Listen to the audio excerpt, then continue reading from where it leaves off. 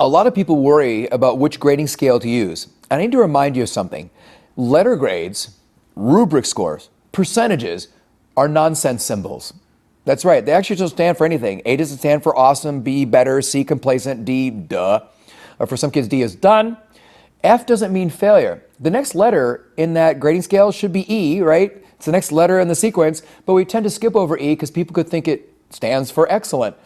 And F stands for failure. It's so easy, it's so obvious, but it doesn't. If F stood for anything, it would be no evidence.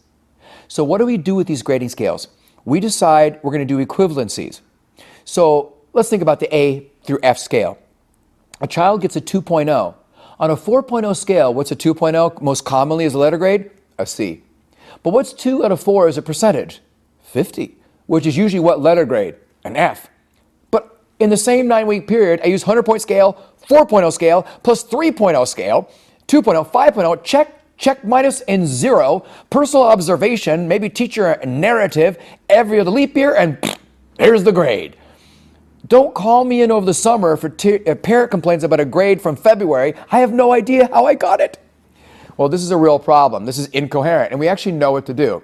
So every one of those letter grades, rubric symbols, percentages should tie to a descriptor of evidence. But you see very quickly how the 100-point scale was never meant for standards-based grading. I mean, think about it. What's the one number on the 100-point scale that means almost proficient? Okay, 76? I'm feeling more 85. You're feeling 84, are you? Do you see how we could argue this ad nauseum, maybe ad infinitum? Yeah. We really need to come together and realize the smaller the scale, the higher the inter-rater reliability. A B in my class represents the same level of learning, same evidence as a B in your class. We want to have fewer levels in our scale. The more levels, the more subjective. So the 100-point scale percentages really weren't meant to be for standards-based grading, and most schools who get into this migrate away from the 100-point scale, but it feels so comfortable to hide behind the math. I know.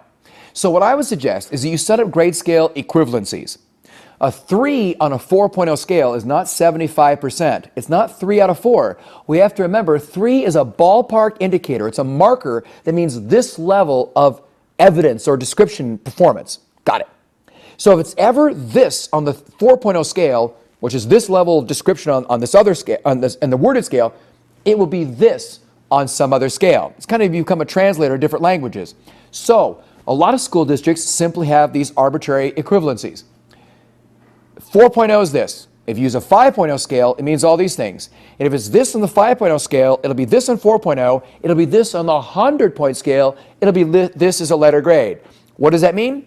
Let's take just the 100-point scale and the 4.0 scale.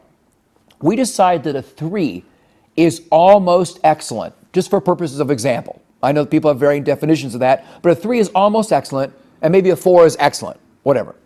We've got this one number. All right, what is it going to be in our community that is almost excellent?